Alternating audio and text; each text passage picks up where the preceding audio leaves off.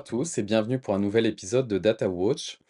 Data Watch, c'est un podcast dans lequel j'aborde normalement avec Axel, mon binôme, des sujets d'actualité autour de la data engineering.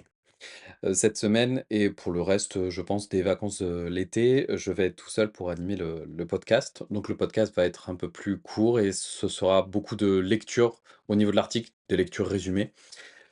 Et pour ceux qui ne me connaissent pas encore, je suis Bertrand Fabre et je suis data ingénieur freelance. J'ai commencé dans la data il y a à peu près 13 ans. Donc je suis passé par diverses technologies, que ce soit Excel, que ce soit SAS, avec du SQL, du Python, du machine learning.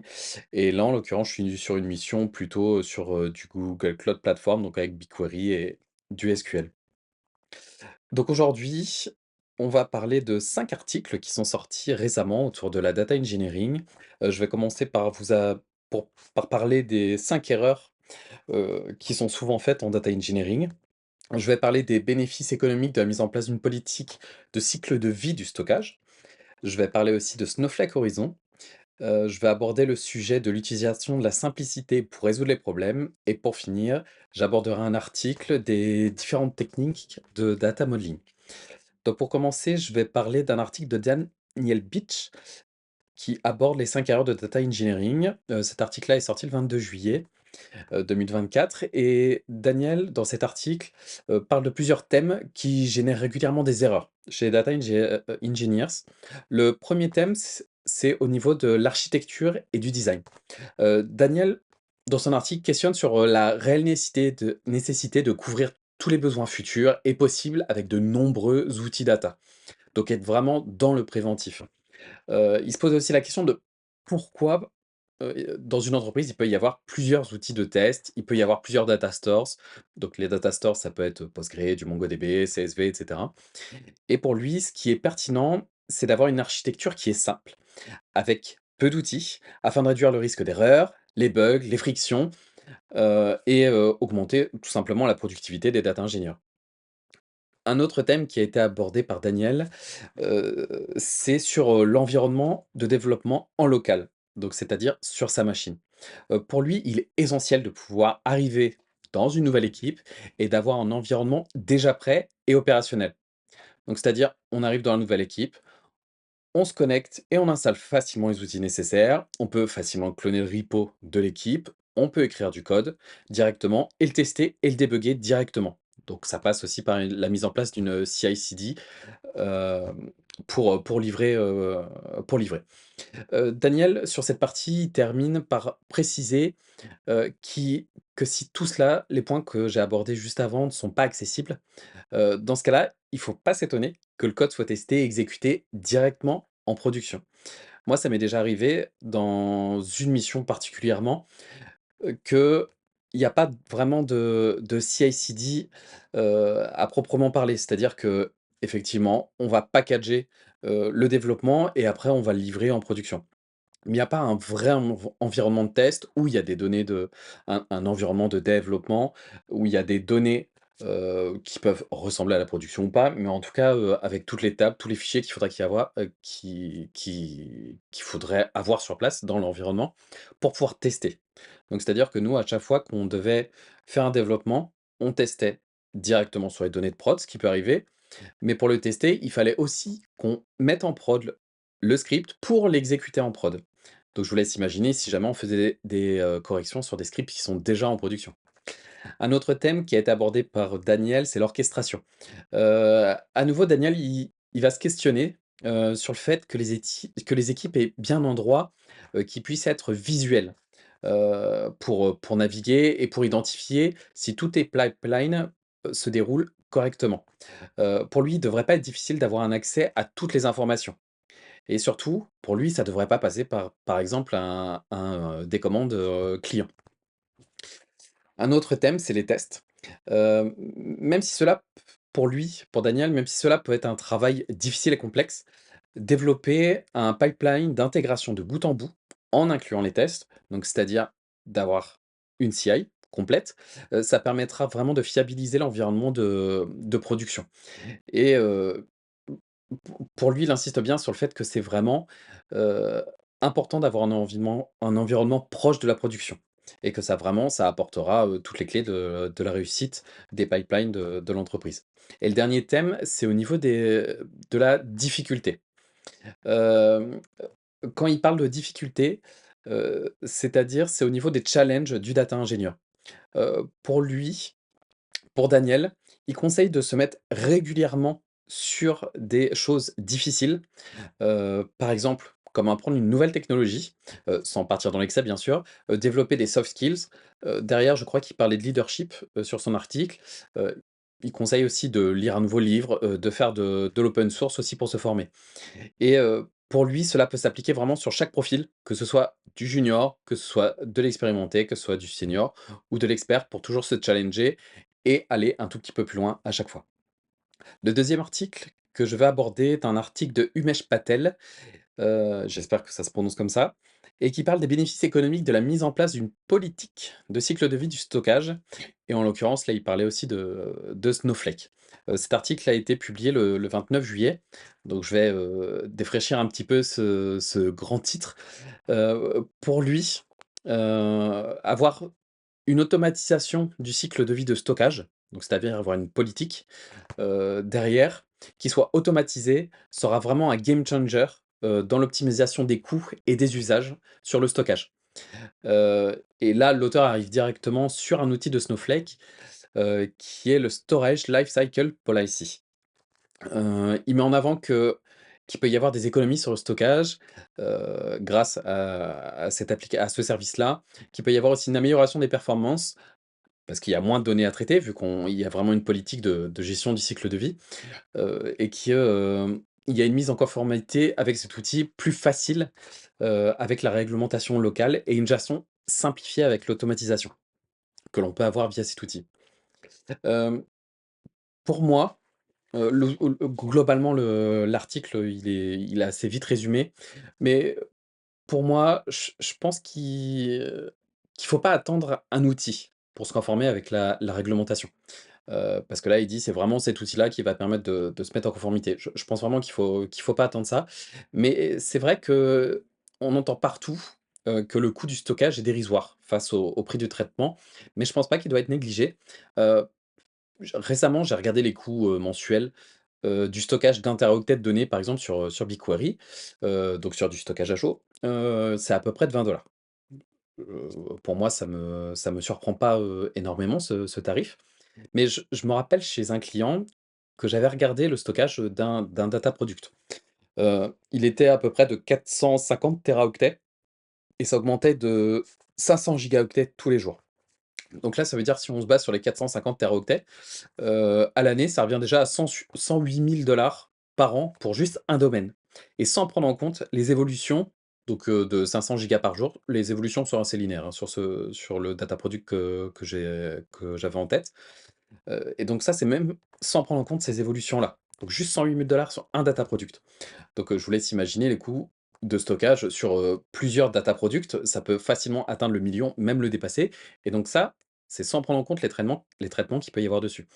Et donc pour moi, à l'échelle de toute la data d'une entreprise, le coût peut vraiment devenir significatif, il pourrait être alloué à d'autres projets. Et je me pose la question s'il y a vraiment besoin, par exemple, du stock de tous les produits, de tous les magasins, de tous les pays et depuis 6 ans. Je suis pas sûr. En général, dans les usages que j'ai pu constater, peut-être que c'est spécifique à chaque entreprise, c'est souvent 2 ans.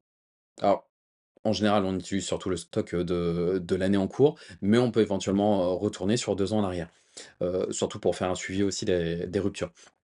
Et encore une fois, pour moi, vraiment, il n'est pas nécessaire, d'attendre un outil pour automatiser, tout ce qui sont les discussions autour d'une politique de vie du stockage. Heu, il faut déjà se poser la question sur, est-ce qu'on doit supprimer ou déplacer certaines données vers du stockage à froid, si besoin, et pour diminuer les coûts et augmenter les performances. Le troisième article dont je vais vous parler, c'est de l'auteur Karthik S. Raman, et qui présente Snowflake Horizon, et qui parle de data gouvernance unifiée. Cet article a été publié le 27 juillet et l'auteur introduit dans son article, le besoin d'une gouvernance efficace pour bien exploiter la masse d'informations, qui a été accumulée par les entreprises. Et pour lui, le service Snowflake Horizon, heu, apporte, ce service de gouvernance, unifié, et il fonctionne sur les écosystèmes de données basés sur le cloud. Donc on peut le brancher sur du GCP, sur du Azure, sur du AWS. Et il évoque plusieurs fonctions critiques qui sont orchestrées dedans. Donc il parle de la conformité, qui peut être gérée par Snowflake Horizon. Donc pour rappel, la conformité, c'est le respect des normes de l'industrie, la récupération des données, surveillance de qualité, l'audit, et cetera. Il aborde aussi le point, une fonction, c'est la sécurité, donc en passant par la possibilité de faire du chiffrement, de faire du contrôle granulaire des accès. Il parle de confidentialité. Il aborde un classifieur de données sensibles, personnalisables. Ça veut dire qu'on peut vraiment classer ces données, ces tables, de manière, très fine, de pouvoir avoir une confidentialité dans les agrégats, les analyses. Hem, une autre fonction, c'est aussi le contrôle des accès.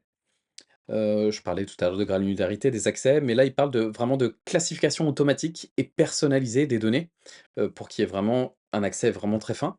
Il parle du direct share pour le partage sécurisé. Il parle aussi de la possibilité de faire une recherche universelle sur tous les systèmes de l'entreprise. Et pour finir, il parle de l'interopérabilité comme fonction critique, par exemple d'utiliser Apache Iceberg pour la gestion des données, dans d'autres catalogues de données. L'avant-dernier article, qui est de Kay Parry Jones, parle de la simplicité radicale, donc c'est le terme qui est utilisé, comme solution pour résoudre les problèmes en data engineering.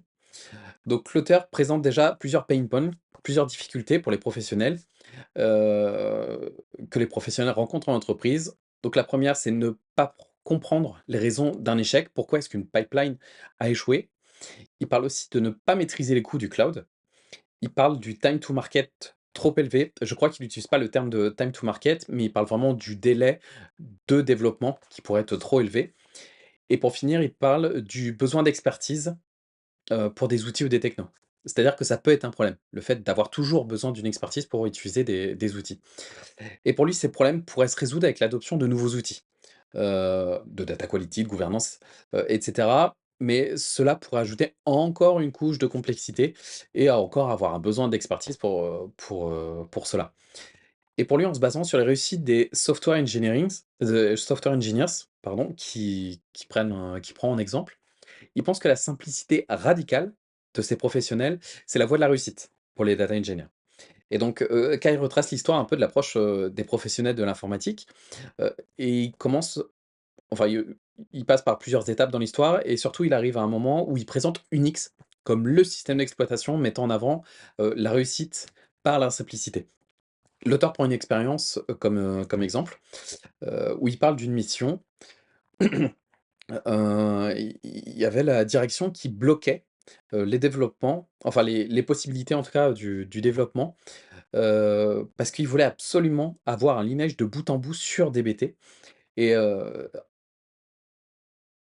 en fait, le besoin d'avoir ce lineage-là, ça a complexifié et alourdi les traitements, sur DBT et pareil au niveau de la documentation qui était générée automatiquement par DBT. Donc c'est un site web qui est généré, par DBT selon, ce qui a été programmé dedans.